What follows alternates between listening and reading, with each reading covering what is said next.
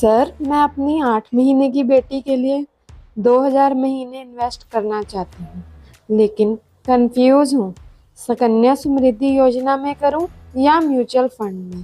Please मुझे guide कीजिए। घबराइएगा नहीं, ये एक कॉमन प्रॉब्लम है।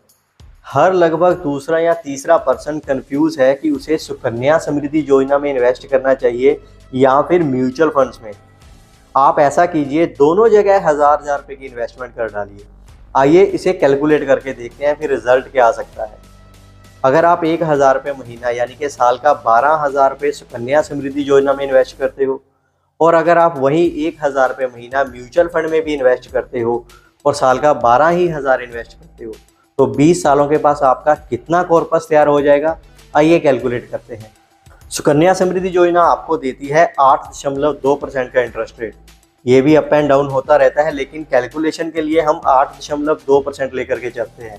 आपने इन 20 सालों में यहाँ पर 12,000 साल के हिसाब से 2,40,000 रुपये इन्वेस्ट किए।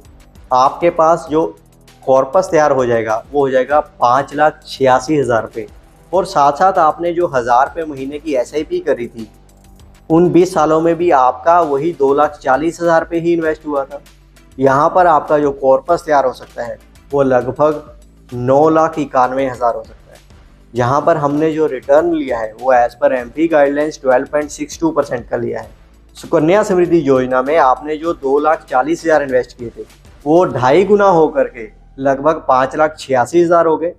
वहीं पर अगर म्यूचुअल फंड की बात करते हैं, जो 2,40,000 रुपये आपने म्यूचुअल फंड में भी इन्वेस्ट किए थे वो पहुंच जाएंगे लगभग 9,91,000 यानी कि 4.5 गुना। बस यही डिफरेंस है। इसका मतलब ये नहीं है कि आपको सारा पैसा म्यूचुअल फंड में इन्वेस्ट कर देना है रिटर्न्स को देख करके। इसका ये मतलब है कि आप अपनी रिस्क प्रोफाइल का एनालिसिस कीजिए और उसके अकॉर्डिंग ही अपना पोर्टफोलियो बनाइए। मैंने भी अपनी बेटी के लिए सुकन्या समृद्धि योजना में भी इन्वेस्टमेंट कर रखी है और साथ ही साथ म्यूचुअल फंड में SIP भी स्टार्ट है।